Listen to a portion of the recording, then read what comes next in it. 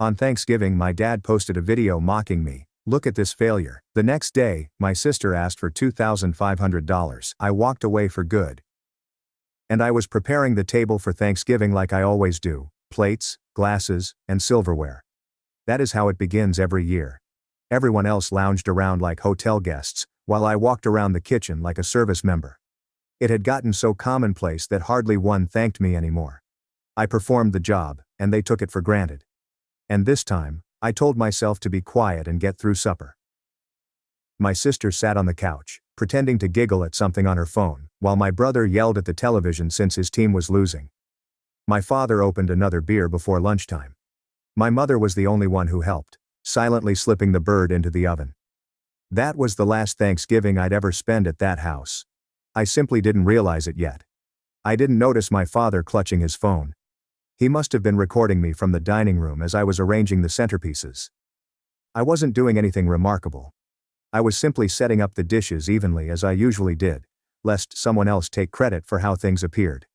I didn't notice the video till supper was already served. I was sitting across from my cousin Emily when she leaned in and asked, "Have you seen Facebook?" My phone vibrated. There was a notification. My father had shared a 14-second film of me folding napkins and setting forks. The caption stated, "Look at this failure. She was always a servant." My brother had already said, "Amo. She still thinks she's doing something." My sister said, "No lie though. Face with tears of joy. Face with tears of joy. Face with tears of joy." They were laughing across the table as if it were an inside joke, as if I weren't sitting right there. I did not say anything. I stood up, walked out of the dining room, grabbed my purse, and departed. Nobody followed me. I went out of that house and continued wandering for over 10 minutes before calling my Aunt Laura. She also departed the supper. She said she'd had enough of seeing them treat me like trash. She picked me up at the junction of Eastwood and 5th and took me to her home. That night, I lay down on her guest bed, completely clothed. I did not sleep. I just gazed at the ceiling, my phone facing down beside me. Being the family punchline is not something that happens all at once. It is sluggish. It develops. You let one thing go, then another, and before you know it, your father is putting you online as a joke, and your siblings are commenting as if it were their part-time job.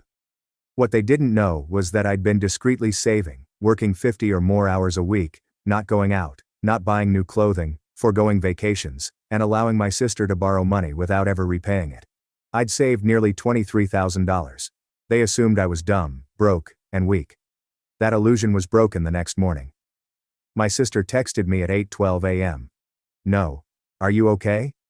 Or where are you?" He simply said, "Why can't I withdraw $2,500 from your account?" He was referring to my account. I phoned her. I did not shout. I did not weep. I simply said it plain. The joint account was closed, and everything was transferred. She flipped. I received 6 texts in a succession calling me selfish, manipulative, and resentful. She claimed she needed the money for urgent matters. Her concept of urgent is concert tickets and a bogus skincare brand. By lunchtime, my father had messaged me, not to apologize or check in, but just to say, "You've always been dramatic. Grow up." That's when I snapped. They did not know where I was. They believed I'd crawl back. They assumed this was simply another quiet treatment. But they were about to learn something I'd been keeping hidden for years. I wasn't just furious. I was finished. By Sunday morning, the stillness in their home must have become alien. No one was pounding pots, racing along the corridor, or asking if anybody needed anything. I was not present, and for the first time in years, no one was cleaning up the pieces. I did not respond to any of their texts. My Aunt Laura prepared waffles and coffee, and we sat on her porch for an hour without speaking. She was not the kind to press.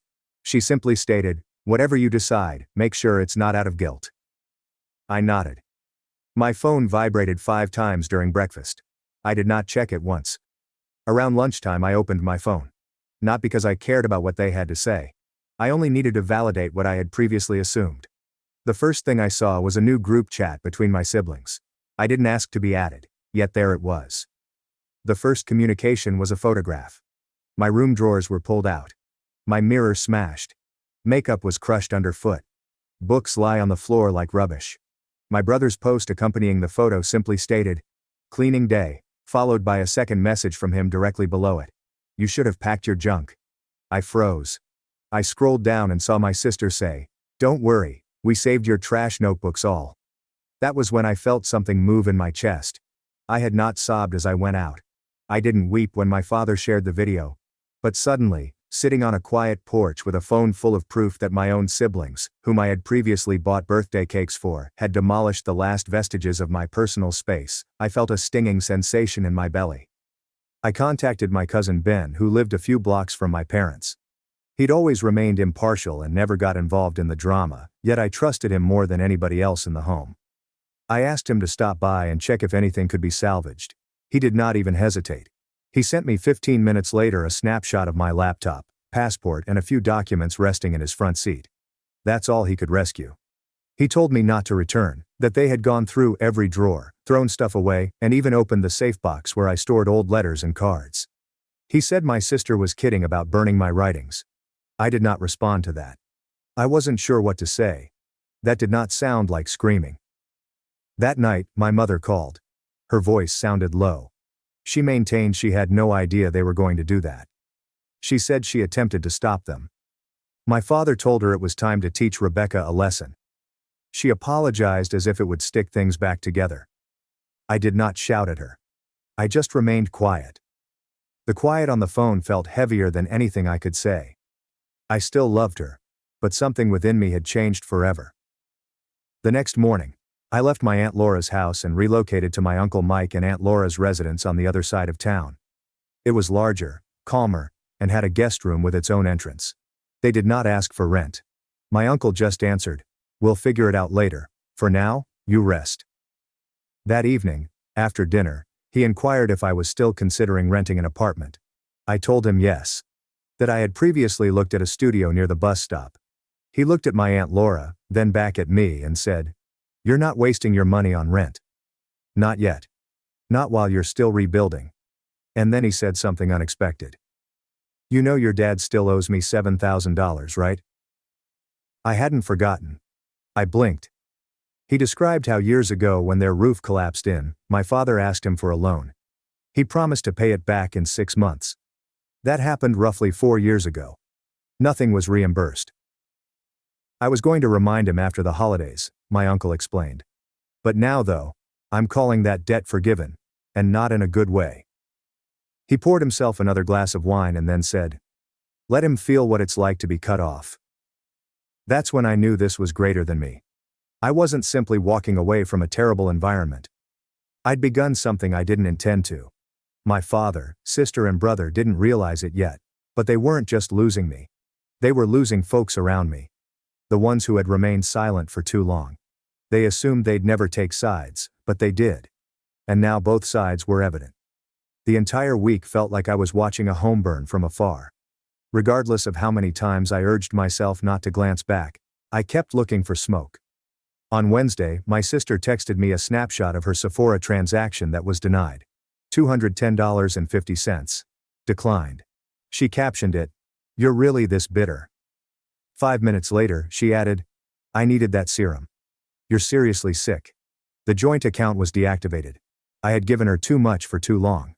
When we originally opened it, I told myself it was only for emergencies. But her definition of an emergency was always something extravagant and ludicrous. She couldn't afford clothing, subscriptions, or dinner dates. She never offered to pay it back. When I started interrogating her, she became defensive. That's when I understood she wasn't confused. She was entitled. That afternoon, I decided to block her. By Thursday, my brother had joined in. He made a joke on his Instagram story, using a screenshot of my Facebook page and overlay writing, "Imagine ruining Thanksgiving over a napkin." He then contacted me immediately. "You made this a big deal. We didn't even say anything that bad. Grow thicker skin. Following that, come back and talk like a normal person. Regular person." This was coming from the same brother who once convinced me to pay his car insurance for 3 months while he spent weekends drinking and purchasing new speakers. The same brother who previously labeled me uninteresting because I refused to go into debt for pleasure. I didn't respond. I simply signed out of everything. But my cousin Ben, who had saved my paperwork, texted me later that night with an update. He stated my father had asked him if I intended to sue. That is the term he used. Not come home, not talk to us, not ask how she was doing, just sue. Mark said my father was concerned because he'd read that trashing someone's personal stuff, even within their own house, might result in legal ramifications, especially if any of it was precious or irreplaceable. I laughed. It was the first time I had laughed in days. No. I was not suing them. Not yet. Probably not ever. But the idea that he was concerned about me taking action was new. That was different. And then the most unexpected thing occurred. Friday morning, I received an email. Not from my father, my siblings, or my father's boss. I looked at it for a whole minute before opening it. It was courteous and brief, simply saying he was reaching out because he had seen the Facebook video that my father had uploaded and then erased, but it had already been spread. He did not say anything nasty. He just stated, wanted to check in and ask if you're okay. It turns out that someone in his workplace saw the video before it was removed and quietly distributed it around. My father works in a mid-sized contracting business with largely males. It's not the kind of environment where gossip spreads quickly, but this did, and someone felt it was worth escalating. I never responded to the email, but knowing that he had publicly disgraced himself, I suspected that the film intended to humiliate me would cost him something. It was an unusual type of tranquility. I didn't need vengeance. I did not need to fight him. He was doing an excellent job of killing himself. That weekend, I stayed indoors. My Aunt Laura and Uncle Mike gave me their whole attention, only coming in to see if I wanted to join supper. I did it once. We ate spaghetti and discussed nothing. It was pleasant and uncomplicated, but deep down, I was changing. I wasn't waiting for an apology anymore. I was done pretending that my family would ever perceive me differently. I now had one job. Move onward. The weekend passed almost too calmly. I started looking for part-time weekend jobs mainly to keep my mind occupied. I wasn't ready to rent my own house yet. My uncle suggested I stay until I found something secure, but I needed to have control over something, anything. Monday morning my cousin Ben texted again. He'd returned to my parents' house to return a tool he'd borrowed months before. When he walked in, something unusual occurred. He stated, my dad was sitting at the kitchen table writing letters like actual pen and paper letters. Ben claimed there were at least 3 already placed in a mound, all sealed. When Ben inquired what they were, my father said, just tying up some loose ends. Ben didn't think much of it until he departed and saw an envelope beneath his windshield wiper with my name on it. He delivered it directly to me. The envelope was too thick to hold just one letter. I glanced at it for quite some time before opening it. Inside there were 4 folded sheets of paper and 2 authentic photographs. One is of me as a baby in the hospital with my mother holding me, and the other is from a camping trip when I was 11. My father had his arm around me in the picture. We're both smiling at something off camera. I unfolded the pages. The first page was not an apology. It was a breakdown. Bullet points. Literally. You were never easy to understand. You always acted like you were better than the rest of us. I'm not saying we were right, but you made it easy to ignore you. This followed. Your sister has problems. We all know it. She uses people. She used you. You let her. The tone changed on the second page. Things became stranger. He began talking about things that did not make sense. He referenced a debt that he took out in my name 5 years ago. He said he used my ass and promised to pay it off before I noticed. They said it was too tiny to matter. He had no option at the moment. That's when I quit reading. I dashed to my uncle's office with the letter. He read it twice, pulled something up, and informed me that we were going to pull my credit report immediately. When it loaded, I was unable to talk. I simply gazed at the screen. There were 2 credit cards that I did not recognize. Both opened in my name. One held a $2,800 balance. The other was closed, but it still showed a missing payment from 3 years ago. He had truly done it. He had exploited my name to acquire money behind my back. He stole my identity and didn't tell me. I did not weep. I did not yell. I just sat there holding the hospital photos. My uncle rose up and left the room. 10 minutes later I overheard him chatting on the phone. Let's get serious. When he returned he said, we're reporting it today. You're not letting this slide. I couldn't believe it. My own father had committed fraud, and not just emotional manipulation, but genuine money crimes. Hence me. and he had the audacity to send a letter as if it were some twisted confession. I spent the remainder of the day on the phone contacting credit bureaus, deleting accounts, freezing reports, and putting up fraud alerts. It seemed like I was clearing up a disaster I hadn't even realized existed. But this is when things got even weirder. That night, after supper, my mother called. I didn't respond. Then she wrote, "There's something in your room you need to see." I didn't let them touch it. I dismissed it at first. I didn't trust anything in that house, yet curiosity set in. I texted Ben again and asked if he could check. He returned the next morning and discovered a shoebox under my old bed, with my name scribbled in black marker. Inside were receipts, broken up greeting cards and messages, and items I'd written when I was younger, including a letter I sent to myself when I turned 18. A meaningless letter full of hope and plans. But behind all of that was something I never expected. A bank. My mother created an account in my name when I was 14. She put in modest sums, $50 here, $20 there, and had saved almost $3,500 in that account by the time I was 21. But I'd never seen the money. I had no idea the account existed. She didn't tell me since my father emptied it 2 weeks after I turned 21. He assumed I knew. He assumed I had squandered it. I had not. Everything was coming into focus. He didn't simply disrespect me. He took from me. He buried my future with humor, power, and falsehoods. And what about my brother and sister? They just stood about and laughed, never questioning how I could work 2 jobs and live like I had nothing. That night, I made a decision. They weren't just poisonous. They were hazardous. On Tuesday morning I had everything I needed. Proof of the credit cards in my name, the depleted bank account, and the letter my father wrote as if it were a journal entry no one would ever read. My uncle helped me scan everything. We created a folder called Fraud and Theft, and forwarded it to the lawyer his coworker advised. I sat across from the attorney and let her go through it. She was calm and professional. After 10 minutes she glanced up and said, "He's committed multiple federal crimes. If you want to press charges, we can start right now." I didn't respond. I just nodded. Not because I was prepared to take my father to court. I wasn't sure I'd ever be, but I wanted him to know I was capable, that I wasn't afraid anymore. The strange thing is, I wasn't even irritated by then. Not in a shouting, red-hot way. It was quieter and cooler. The type of rage that just observes. The sort that waits. That afternoon, something happened that turned everything upside down again. My mother showed up. She did not call first. She arrived in an old vehicle that I didn't recognize, and sat in the driveway until I walked out. My uncle offered to join me, but I ordered him to stay. I needed to see what she had to say in person. He gave me a shopping bag. Inside were a slew of strange items. An old USB, a few childhood images, a stack of school diplomas, and, in the bottom, something heavy. My high school notebook, which I assumed had been discarded. She had saved it. "I grabbed what I could," she explained. He intended to burn it. I questioned why she was even there. He did not hesitate. "I'm leaving him." I looked at her, trying to decide whether I believed her. She did not wait for me to speak. She said she had previously consulted with a lawyer. She had been planning it for months. She just hadn't told anyone. And then, without blinking, she said something more.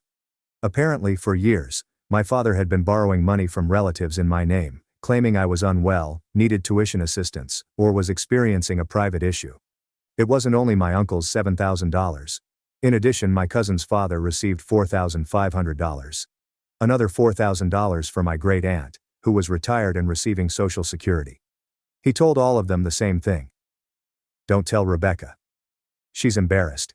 I couldn't say anything. She took out her phone and showed me screenshots of bank transfers. They all occurred during a 6-month period, during which time I was working 2 jobs and barely affording petrol. I inquired why she hadn't told me. She stated I had trusted him for too long. Then she started weeping. I did not console her. I wanted to. Some of me still craved my mother, but another part of me couldn't let go.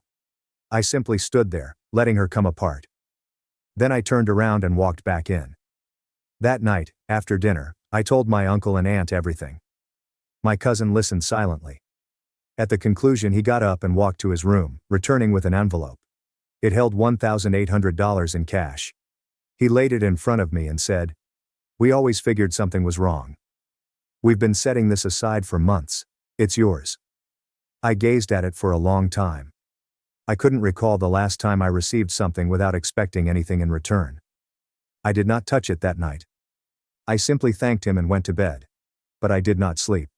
Instead, I remained up to arrange all of the papers, screenshots, credit reports, images of my ruined room, everything my sister and brother sent me, and even a message from my father's supervisor wondering if I was all right.